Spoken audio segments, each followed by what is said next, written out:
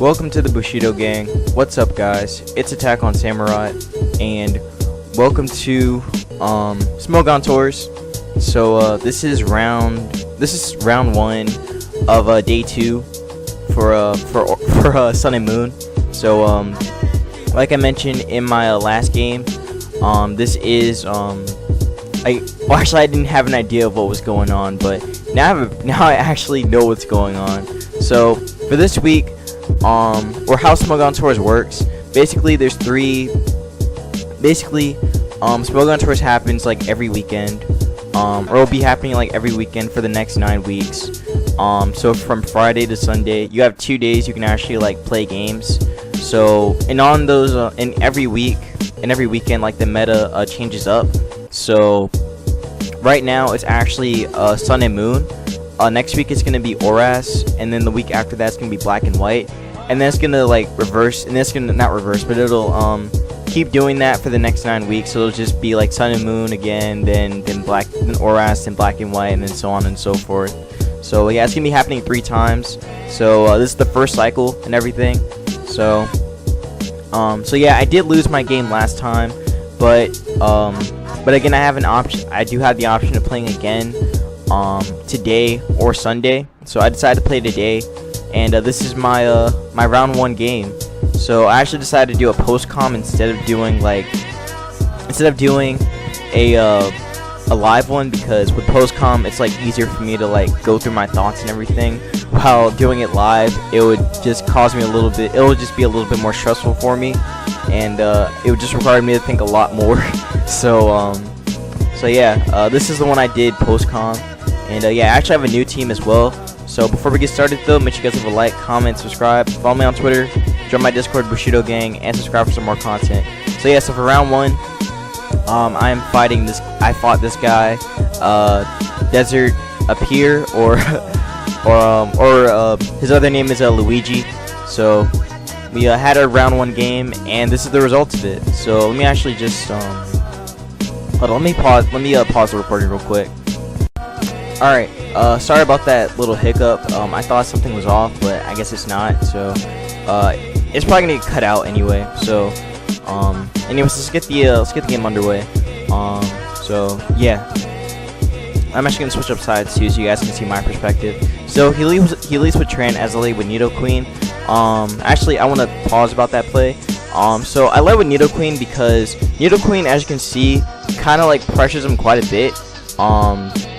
Like Flamethrower does like so much to actually I never talked about the sets, but basically Nidoqueen for this version of Nidoqueen that I have is actually like Rock Nidoqueen with Flamethrower, Earthquake, and yeah, Flamethrower, Earthquake, and Sludge Wave.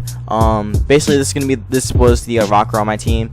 Rocks were pretty good, so I decided to make that play as he switched out into Tran, bringing in the Greninja. But yeah, Nidoqueen definitely threatens his team. Flamethrower does a lot. I also have Wave, so Wave's gonna be threatening Bulu for a good amount. And he definitely switched out because he didn't want to take an Earth Power. So that's I believe that's why he made that play to go into Gren. Maybe, I guess, scouting for the Earth Power. But I guess if he wanted to, he could have went to these two. But he didn't want to make the risk of me being Ice Beam. So I can sort of see his play. But yeah, I'm gonna go for the rocks, which is gonna mess up the Torn plus the Gliscor. So he goes pump as Gren comes in. He goes pump as I bring Nag in. I actually go for the Flare Cannon right here. I went Flare because Flare pretty much was my best play. I definitely could have went for the Ice Beam predicting Gliscor, but I felt like Flare was better since it's not only stab but also like pressures the rest of his team as well. Pressure them to not like want to go Flare. I mean, not want to like come in on a Flare. But yeah, again, Ice Beam is more threatening because it does threaten. Sorry, I keep being redundant, but it does threaten the 3 mons down here. But I decided to go Flare for the stab and everything. And also, I thought maybe he'd stay in and try and risk a pump again, but he made the smart play going Gliscor, as I get a lot of damage off on that Gliscor. So yeah, I definitely want to switch out because I don't want him to Earthquake me. He actually goes for the Roost instead, and so I brought Chandelier in as he goes for the Earthquake, and yo, okay, Chandelier living Earthquake really mattered there, because it's gonna allow me to get some damage off with on the Gliscor. Now, I actually went Shadow Ball here because I thought maybe he would go into Tran or something. So I felt like Shadow Ball was my mid-ground play. I could have went Fire Blast, but I really didn't want to risk Tran to come in. Granted, I did have like Needle Queen, so like, and I also did have my own Chandelier. So I mean, he would have been forced to click Earth Power or whatever, or he could have just clicked the Fire move. But still, Fire Blast would have been my play, but I couldn't risk it, so I decided to go for the Shadow Ball instead. Which overall is going to do a lot of damage to the Glasgow and force him down again. But he can roost up, which I believe he does on this turn as I bring Lando in. Oh, actually, no, he went for the Earthquake since he's faster. I actually didn't think that Glasgow would be faster. I kind of forgot that.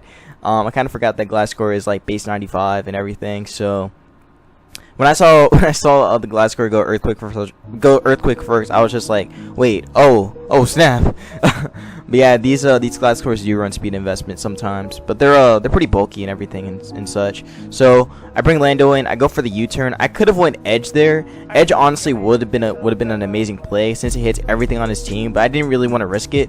Edge definitely would have been the right play to make, but again, I actually wanted to go U-turn, thinking that, oh, he's probably gonna predict the HP Ice, and he definitely wants to keep Glasgow around, so he's gonna go into Heatran. Or he's gonna go into Tran or even Scizor.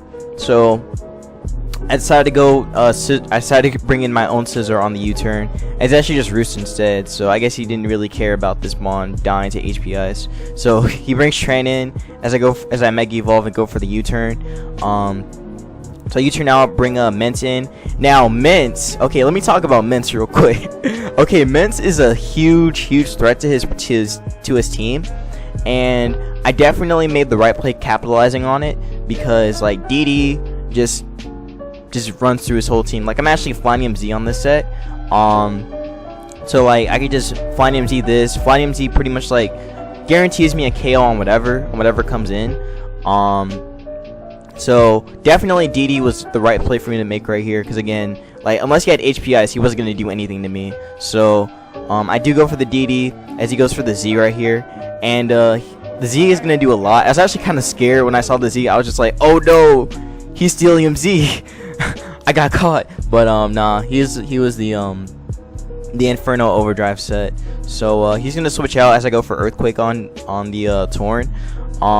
Now right here, this was a play. Now right here on this turn, on turn 10 or turn 11, I was thinking, okay, like, it was kind of mind games at this point, because I was just like, I could drop the Z on Torn, and I could pretty much like be okay right there. I mean, I could be okay from this point, but for some reason, I was really thinking he'd go back into Tran, even though I just showed Earthquake. I really thought he'd go Tran as I go for my Z move. But as you're gonna see, he's gonna actually win the mind games here and just go for the Hurricane, as I actually did go for the Earthquake again, thinking that Tran would come out, or maybe something else, or maybe even the Glasgow or something. But instead, he just goes for the K, knocks me out. I go for Edge and I knock out Torn. Thankfully I do land the Edge as well. So I bring Needle Queen in because Needle Queen threatens him a ton. He goes for U-turn on the Needle Queen switch, which was a great play on his part. Brings Gren in, and pretty much my only switch in is Mag. So I do go Mag on the pump, as he unfortunately misses. Now, thank God he missed that pump, because if he landed pump, like, he definitely could have went for it again, and if he got the roll, then it would have been really bad for me. But at the same time, like, I am Choice Scarf Lando, so Choice Scarf Lando could have done like quite a bit to his team. So I ended up so basically my play was for me to save Lando in the back, so that way it can be used for a late game. So yeah, him missing pump does suck for him, so he's pretty much forced to go Gliscor. I actually went for the Volt Switch. I should have went Beam though, but I will go Beam on the next turn. As he actually goes for the Facade. I don't know why he went Facade there. Maybe he went Facade thinking that I would go into Lando on the Earthquake. That was probably his play. But I mean, like, even if I did, like, one, Facade probably wouldn't have done that much anyway, and two, like, I have some investment in defense, so I can take an Earthquake if he did go for it. But I know, like, it was a pretty weird play for him to go facade and for me to just stay in and go ice beam. But yeah, again, like the volt switch play, it was pretty obvious for him to bring glass core in, but I was just like, nah, I'm still gonna go for it because I wanted to gain some initiative. But again, he stopped me with the glass core, does go facade, and I go beam and knock him out with glass core. So knock out the glass core. So that is pretty cool. He does bring Tran out, so I have to switch out. And I go on the Chandelier thinking he go for the fire move, or he go rocks. So Chandelier is going to capitalize on that. I go for the Shadow Ball, and I knock him out with the crit. The crit definitely mattered, I feel. Actually, I feel like it didn't since he was, since this was offensive Tran. If he was Spadef Tran, then it definitely would have mattered. But because he wasn't, I feel like the Shadow Ball crit didn't matter at this point. But I'm also Specs, by the way, so I really feel like it didn't matter. I was pretty much confident that, okay, that didn't really matter too much. But yeah, he's going to bring the Gren in, and Gren is going to be able to kill something. So I actually sack Chandelier at this point, because I didn't really need it. It would have been great for these two, but at the position I'm at, and also with rocks up, like, I really didn't want to make any unnecessary plays. So he's going to switch out Gren since he knows I'm Scarf. I'm going to go for the U-turn right here. As I actually go into Nidoqueen, I can pretty much throw off the wave right here. So I believe I just go throw off the wave, and I do knock out Bulu as one, he's actually faster than me, and again, two, I knock out Bulu, which is amazing. So now he can bring out Gren and again get a free kill, or he can basically get a kill right here. So I go Mag on his Pump, and Pump barely kills. So, or almost kills, so he has to land another one if he wants to knock me out, which he does land. So, Mag is gone, which I mean, it's fine. I can bring Lando back out, go for the U-turn again, and force him out. So, Scissor's gonna come out, and basically Nidoqueen is gonna be pressuring the Scissor a lot. So I can actually go for the wave, move for a Flamethrower again. I could have also predicted Gren and go for the Earth Power, but I wanted to be more aggressive and just go for the Flamethrower instead. I just wanted to make the safe play and just go Flamethrower. So Gren's gonna come out, take 15 from Flamethrower, and basically I have to go Scissor right now, as he actually goes for the Shuriken. Now him going Shuriken was a very interesting play. I think he had to make that play because like Shuriken basically would have done everything, would have like knocked out everything at this point. So again, he made the aggressive play going Shuriken, which makes sense. Shuriken would have like dealt with Lando since I can't come in on it with Shuriken being water type and everything in priority. So he's gonna try and bank on getting all hits with on getting like a crit or something on Scissor. So he's gonna go for it, and unfortunately he doesn't get it. Scissor does live, and I knock out his Gren, which is amazing for me. And I can bring Nidoqueen in, and I can Flamethrower his Scissor, and that is pretty much the game. So yeah, whew. Honestly, I'm just glad I got my first win in a tournament format. So yeah, or on Smogon Tours. So yeah, again, this is the first win. I'm really happy about it, and yeah. So I did have my round 2 game like right after this, but some stuff happened. It was really complicated, and I ended up losing round 2 because I wasn't focused. So yeah, I'm not gonna post round 2 because round 2 was just bad. It was just a really bad game. So yeah. But again, still, I felt like I played this game really well. Definitely feel like I did play a little weird. I did play Mence really bad. Well, not badly, but like I felt like I over predicted too much with Mence. I should have just clicked Z and I would have gotten a kill on somebody. But again, I was being too I was thinking too much about predictions and everything, being like, oh no, he's gonna predict the Z and then go Tran. But like it really wouldn't have like done that much for me. So yeah, again, I really do think about plays a lot. Like I overthink about plays a lot of the time. So again, I do apologize for that. It's just something I do. I'm trying to get better at it and not like overthink my plays too much. But yeah, but still, we got through round 1, and we do get some points too for round 1, so it's pretty nice. We actually get like 1 point or something. So yeah, again, next week is gonna be Oras. Oras I'm decent with, but I'm not like the best at it, so I'm gonna be practicing for quite a bit this week. So yeah, again, I will see you guys in next week for Smogon Tours, and yeah, hopefully we do better next week and get some points. That would be really nice. It would be very, very nice. So yeah, peace out, y'all. Hope y'all have a good week and a great weekend. Oh yeah, I forgot to mention. Don't forget to